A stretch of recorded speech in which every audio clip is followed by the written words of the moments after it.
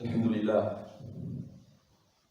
لله وكفى والصلاة والسلام على عباده الذين اصطفى. My dear brothers, all praise is due to Allah. We praise Him, we thank Him. We seek His help, seek forgiveness, seek refuge with Him from the evils of ourselves, from the wrong of our doing. Whomever Allah Azza guide, he will not be misled, and who goes astray, he will not be guided except if his Lord wants him to be guided. وَمَا تَشَاءُونَ إِلَّا أَن يَشَاءَ اللَّهُ. Except if his Lord wants him to be guided. I bear witness that the best of the prophets and messengers is the last one, is our prophet and messenger, the best that the earth has carried, Muhammad sallallahu alayhi wa alihi wa sahbihi wa sallam. Sallallahu alayhi wa alihi wa sahbihi wa sallam. ورضي الله عن صحابته الكرام. Prayers and peace of Allah be upon him, his family, his companions, and all those who are following them in the right way until the day of judgment. Today is the continuity of what we have started last week. We started last week talking about one important, very important hadith of the Prophet ﷺ. And all the words of the Prophet ﷺ are important, equally important. But this one is specifically important to us living in this day and age. It's specifically important to us living amongst this technology, living the way of life that we are living today. The human being is still the same, will never change. What changes is the tools, the way, the methods, the technology, but the human being will remain the same. The same manners that the companions used to do are the same manners that are today. The same way we have been created are the same way that the companions and those who have been with the Prophet ﷺ have been created. What changes is the tools. What changes is the manners.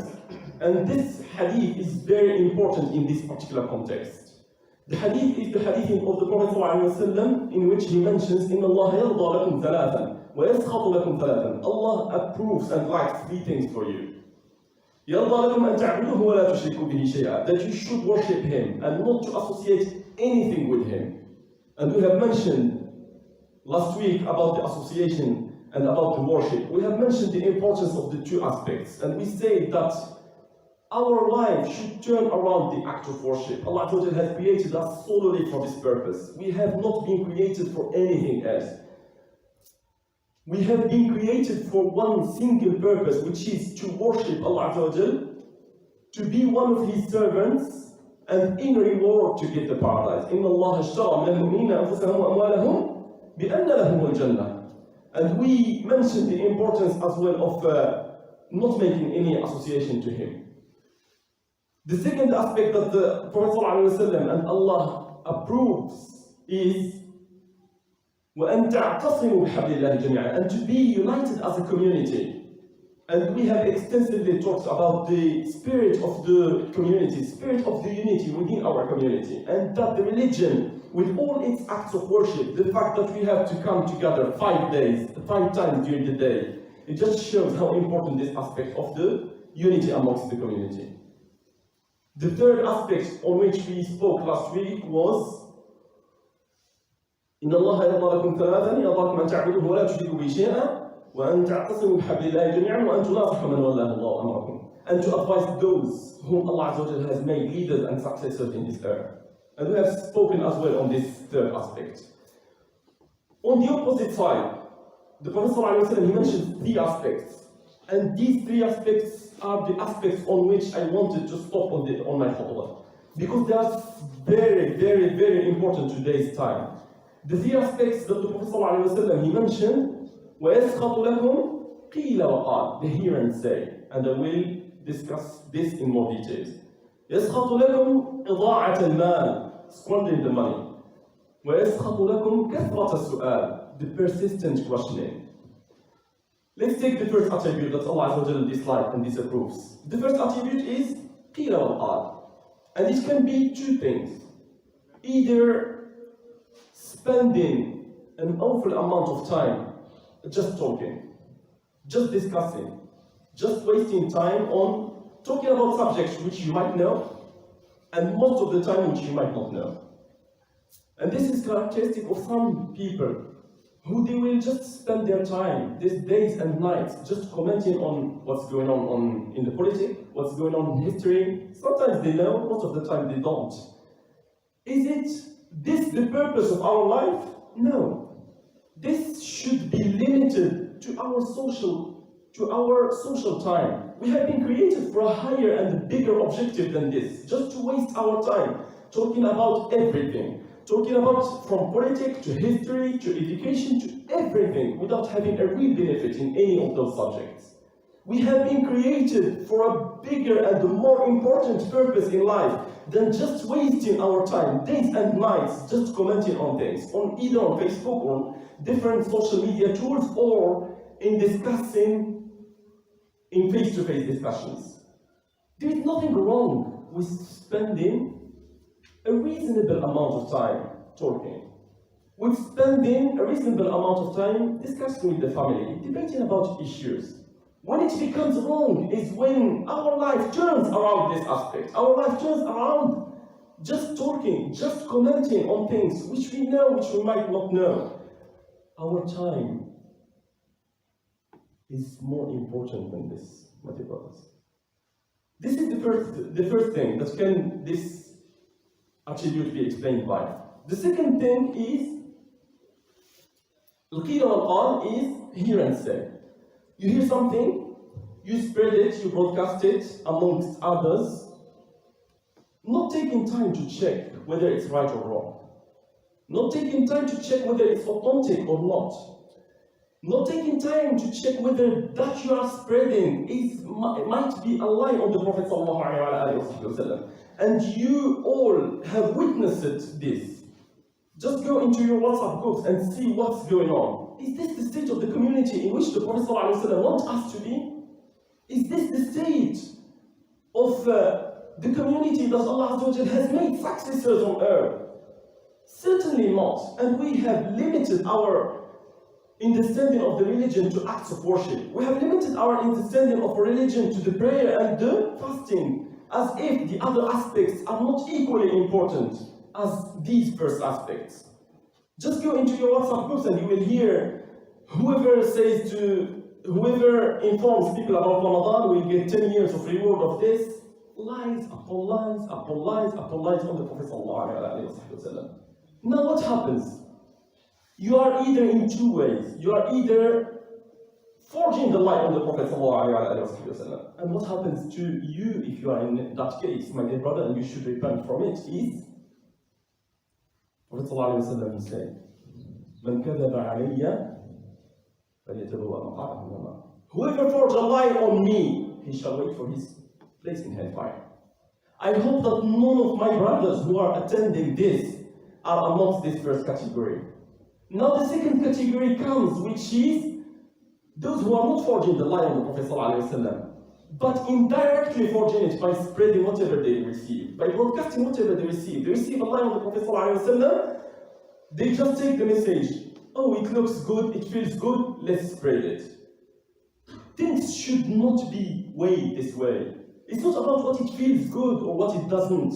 It's about what is authentic, what the Prophet ﷺ has said and what is not. And as I say, this aspect is very important today in our life, where technology has facilitated this communication, has facilitated these manners, and have hugely contributed into just spreading whatever you receive. What is the manhaj of Quran? What Allah Azza wa Jal tells us about when we receive something. Allah Azza wa Jal, He says in two ayah. The first one, وَإِذَا جَاءَهُمْ أَمْرٌ مِنَ الْأَمْنِ أَوِ الْخَوْفِ أَذَاعُوا بِهِ. Something should come to them, they will spread it straight away. وَلَوْ رَدُّوهُ إِلَى الرَّسُولِ وَإِلَى أُولِي الْأَمْرِ مِنْهُمْ لَعَلِمَهُ الَّذِينَ يَسْتَنبِطُونَهُ مِنْهُمْ. And should they return this affair to the Prophet ﷺ, and should they return this affair to those of knowledge, they will see a different outcome. لَعَلِمَهُ, certainly those of knowledge will know it amongst them. Will know that this is a lie on the Prophet ﷺ, and this is not. This is a hadith on which we should act, and this is a hadith on which we should reject and not be spreading.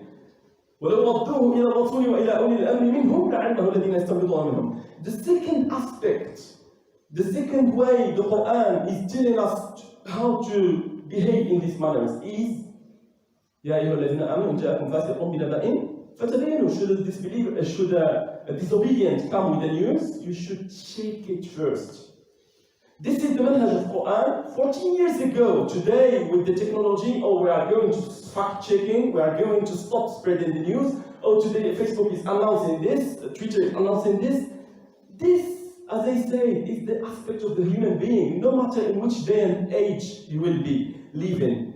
These aspects amongst the muhaddithin were present.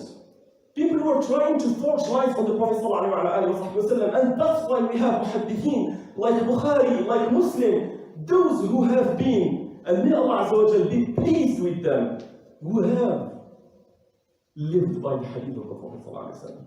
Just fact-checking the hadith of the Prophet ﷺ. When we hear a story, we should not be astonished. When we hear a story about Bukhari, they question him about 100 hadith of the Prophet ﷺ. He said, this hadith is the other way around. This hadith is a lie on the Prophet ﷺ. This hadith, it has been important, but through this manner, not through this manner. All of these are important in our day and time.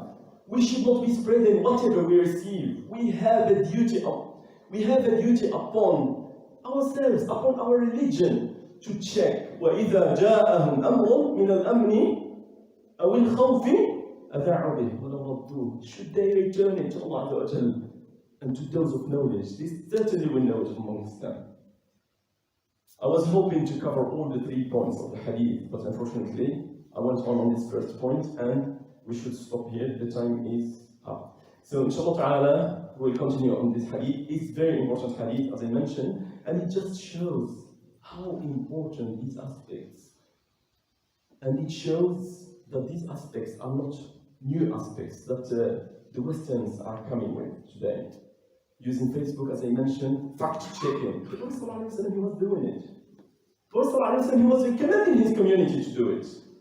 Muhaddithun have already given the examples of a practical case on which there is not a single word of the Prophet ﷺ unless they checked it. There is not a single person in the chain of transmission unless they knew his history, whether that person was a reliable source or not, whether that person was a liar or not, whether that person had a good manner and good behavior or not, so that they should take or reject his hadith.